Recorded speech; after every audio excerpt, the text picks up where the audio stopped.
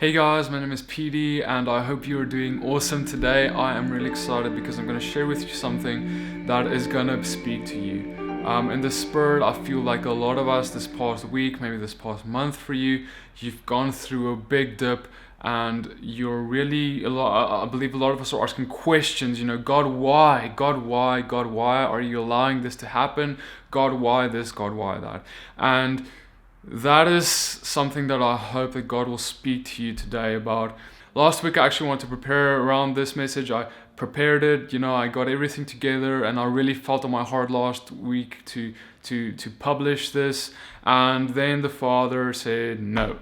And I was just like, no, I just prepared all this and now I don't have anything and now I have to wait another week, and the Father, and I trusted the Father for a week and sure enough, when this week came, he gave me a lot of other stuff that he wanted me to share with this in this week's Torah portion of Numbers 1, actually. So guys, stay with me through this. This is going to bless you.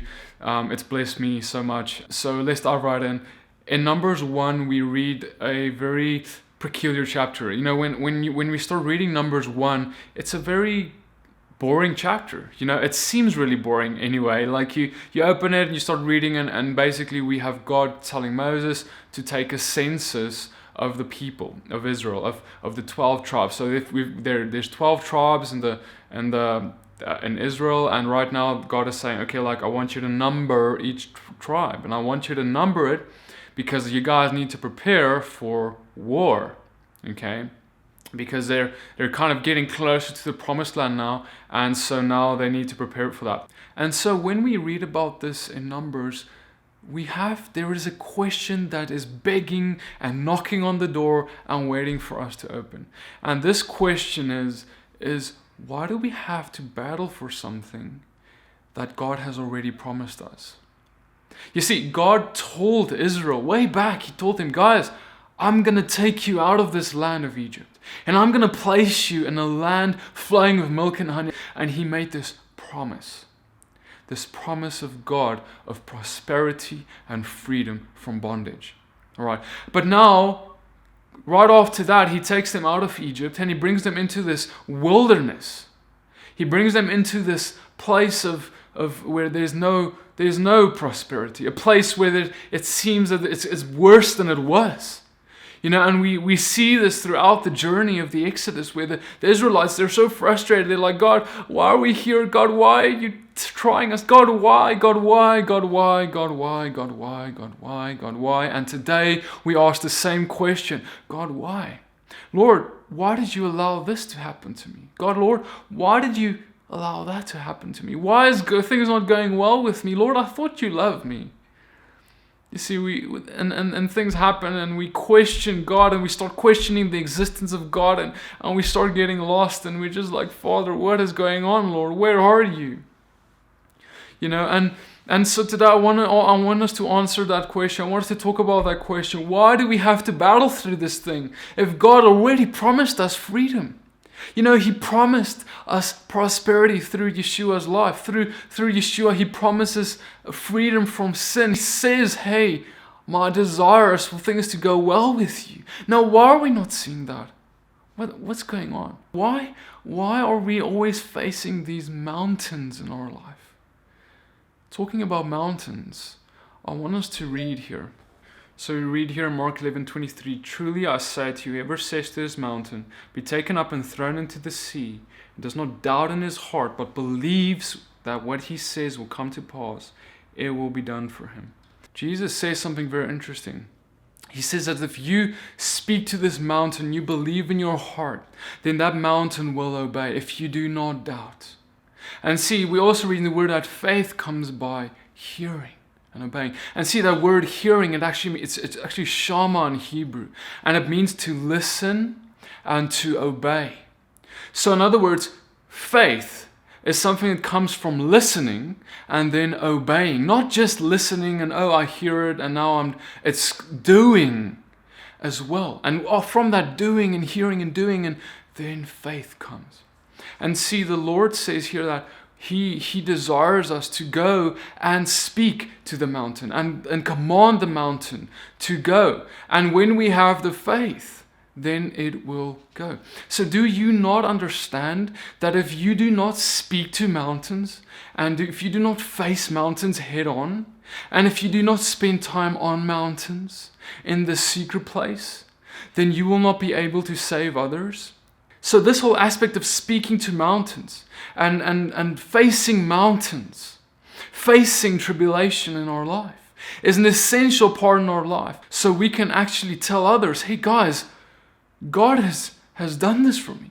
You see, you'll never be able to tell anyone that God is real, that God is there, that God loves you, that God will come through, that the promises of God are not idle. You'll never be able to tell that to anyone if you have not seen that work in your life. And see, the only way that you will see God work in your life is if you see a mountain, is if you see something that is so deprived of life, so far from anything that is good from God, so far from God, so when you feel so far in the darkness and so far from the light, so surrounded by darkness, in that place, that void place, if you get in that place and you feel like there's no hope, and then the light comes, and then you see God come, and then He snatches you out of that place, then you will truly be able to see that God is there and that God is the only one who could have done that. You see, if there's if there's some other hope, you'll credit it to something else other than God. But if the only hope that is left is God, and He speaks to the mountain in your life, and the mountain starts moving, man, then you'll be able to be like, this is truly God. And God has truly moved for me. God has truly inclined His ear towards me. And He's considered His promises towards me. And see, here we also read about Jesus on mountains. You know, Jesus wasn't foreign to mountains at all in His life. Here in Matthew 14 verse 22 we read, immediately He made the disciples get into the boat and go before Him to the other side, while He dismissed the crowds. And after He dismissed the crowds, He went up to the mountain by Himself to pray. When evening came, He was there alone. The boat by this time was a long way from the land, beaten by the waves, for the wind was against them. And in the fourth watch of the night, He came to them walking on the sea. But the disciples saw Him walking in the sea. They were terrified and said, it's a ghost. And they cried out in fear. But immediately Jesus spoke to them, saying, take heart, it is I, do not be afraid. And Peter answered Him, saying, Lord, if it's You, command me to come to You on the water. He said, come. So Peter got out of the boat and walked on the water and came to Jesus. But when he saw the wind, he was afraid. And beginning to sink, he cried out, Lord, Lord, save me. Jesus immediately reached out His hand and took hold of him, saying to him, oh, you of little faith, why did you doubt? And when they got into the boat, the wind ceased. And those in the boat worshipped Him, saying, truly, You are the Son of God. Now, this is a very interesting story, a very famous story.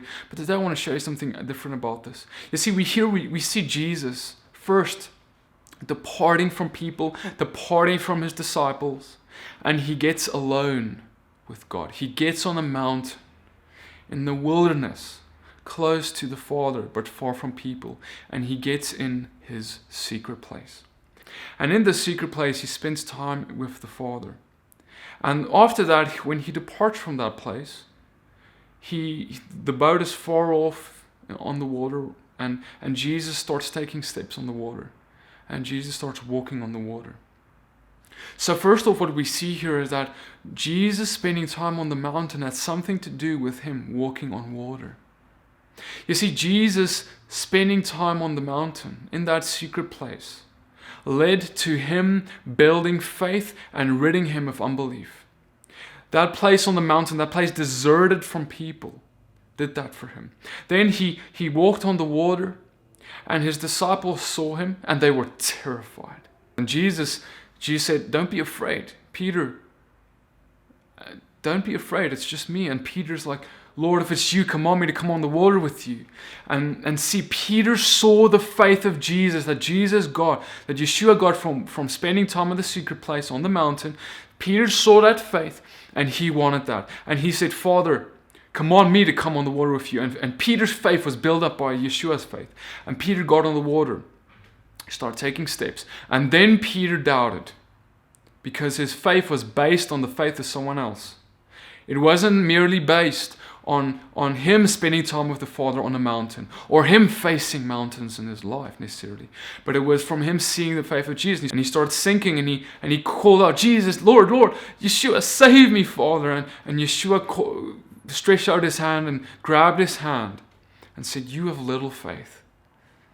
You have little faith. And he pulled him up. And see, I want to submit to you, we have been called to walk as Yeshua walked. And this whole thing that Yeshua went through is not only a picture of him, but a picture for what we are to walk in. See, you spending time facing mountains in your life, in the wilderness, facing that place where you feel you're so far and from God, that place of facing mountains, and that place on mountains, that time on mountain, time in the secret place.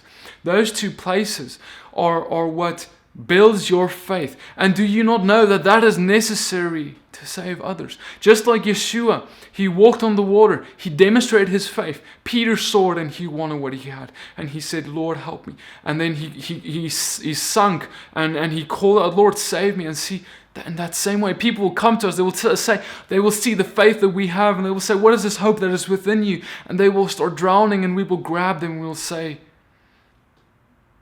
oh, you have little faith. And when we just go on a little bit in Matthew 17, we read more about this. After 6 days, Jesus took with him Peter, James, and John, the brother of James, and led them up a high mountain by themselves. There he was transfigured before them. His face shone like the sun, and his clothes became as white as the light. Just then there appeared before them Moses and Elijah talking with Jesus. Peter said to Jesus, Lord, it is good for us to be here. If you wish, I will put up 3 shelters, one for you, one for Moses, and one for Elijah. While he was still speaking, a bright cloud covered them, and a voice from the cloud said, This is my son who I love, with him I am well pleased. Listen to him. When the disciples heard this, they fell face down on the ground, terrified. But Jesus came and touched them. Get up, he said. Don't be afraid. When they looked up, they saw no one except Jesus. So here we read how Jesus takes his disciples up to the mountain, and here he starts. I want to submit to you that here there was a message in this. He told them first he spent time alone on the mountain. He appeared to them, and then later we read how he takes them up to the mountain, and he wants to show them something there. And what he's showing them is that he's there, and suddenly Moses and Elijah appears. We read in the Old Testament, when in the times of Moses, that Moses himself spent time on the mountain. Moses himself spent time in the presence of God. He faced God himself on that mountain, in that secret place with God, if you will. And so Moses' face started shining at some point from that too. And now they appear with the disciples, and the disciples are so shocked. Peter's like, Lord, do you want me to pitch a tent for you guys, And then suddenly a voice comes, and this voice says, This is my beloved son, listen to him. And see, God confirms, God establishes to everyone there, listen, this is my son. And this has come from Jesus. This is some of the fruit of how Jesus spent time on the mountain. You see, when Jesus spent time on the mountain previously, there is a move of God that always follows that. When you spend time on the mountain, when you spend time in the secret place, God will confirm that. He will exalt you in the open. If you spend time in the secret place, He'll exalt you in the open in front of others. In the same way, that's what the Father was doing here, is He's exalting Yeshua right in front of all of His disciples right here. Because Yeshua has been spending so much time with the Father in that secret place on mountains too. And so when they heard this voice, the disciples, they fell down to their faces and they were terrified. So if we think about that, it's really something. It was probably a very scary thing to happen, God coming and God's voice coming out of the heavens and speaking to these people. I can imagine it'd be really crazy, and so they fell to their face. And we need to ask the question: why did God choose to appear in this way?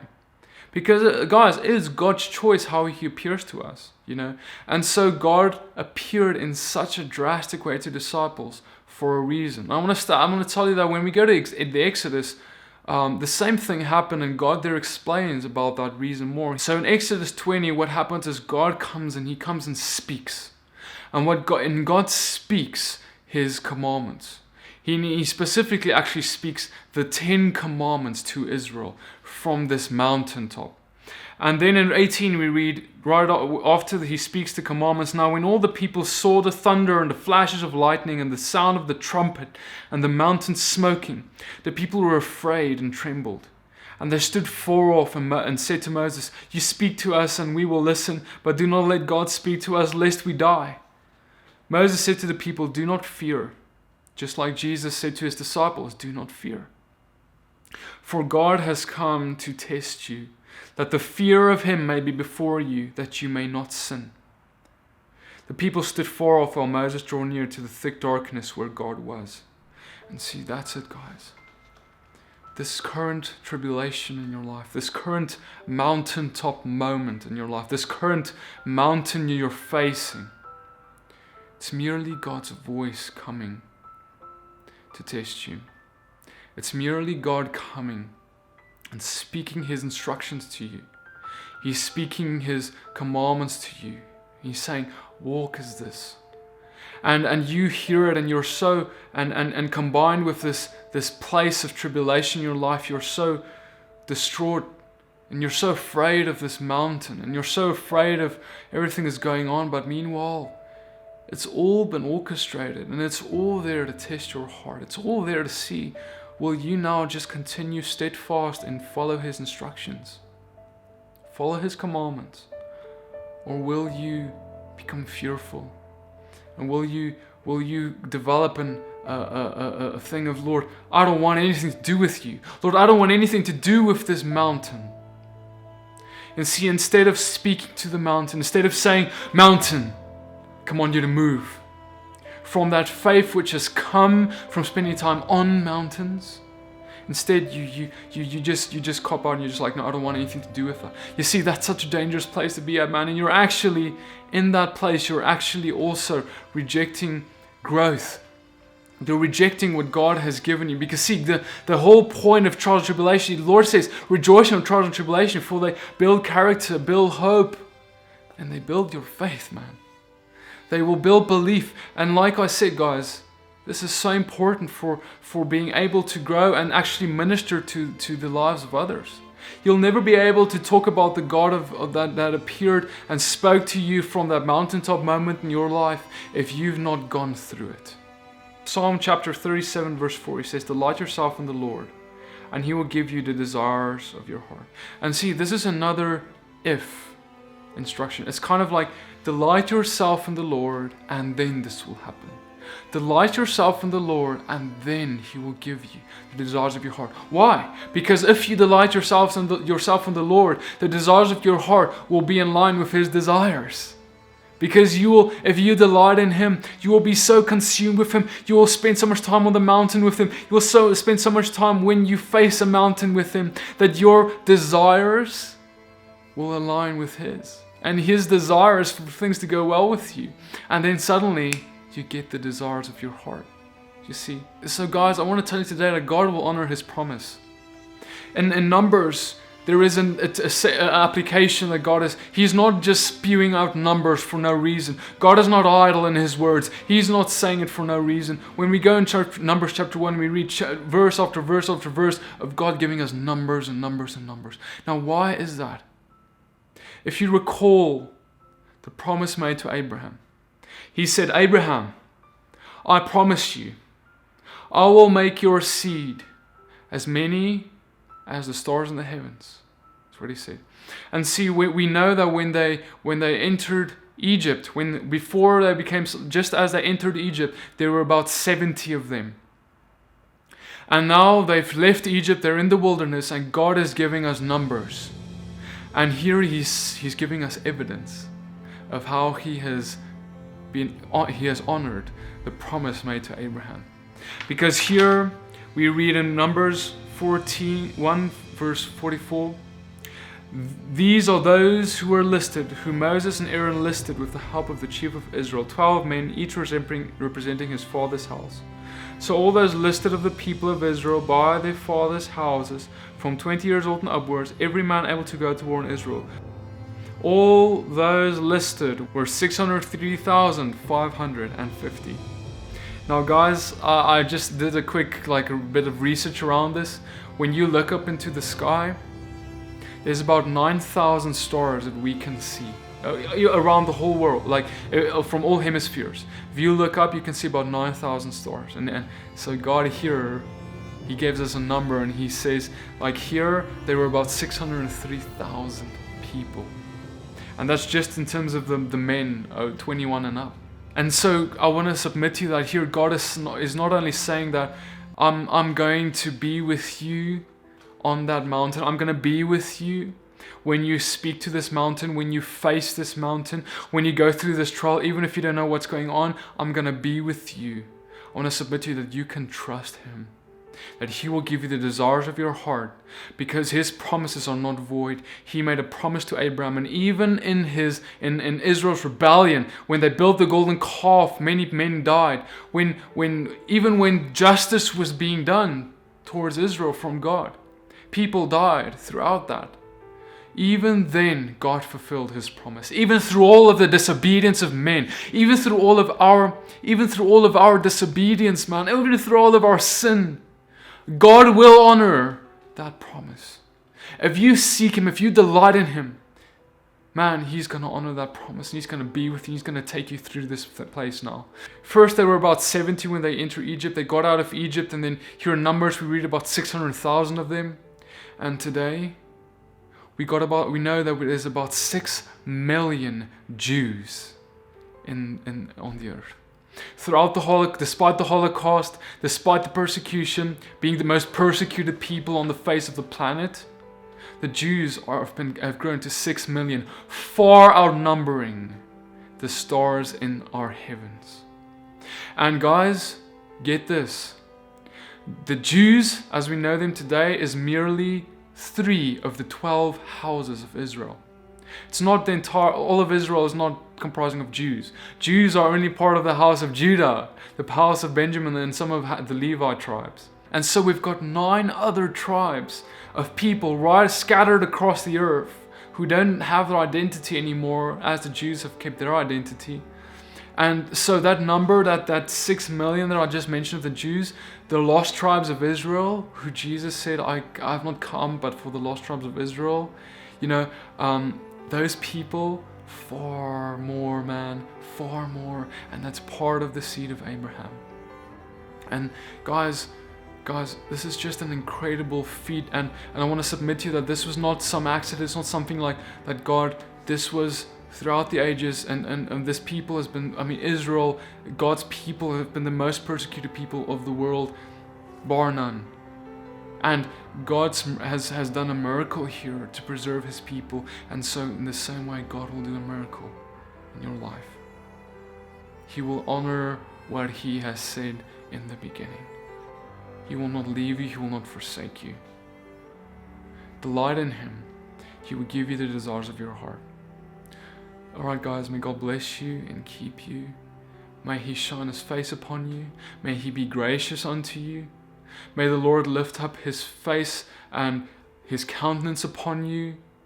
And may the Lord give you the desires of your heart as you delight in Him. Thank you for staying here. And if you want more of this, subscribe to His YouTube channel. And I'll see you in the next video.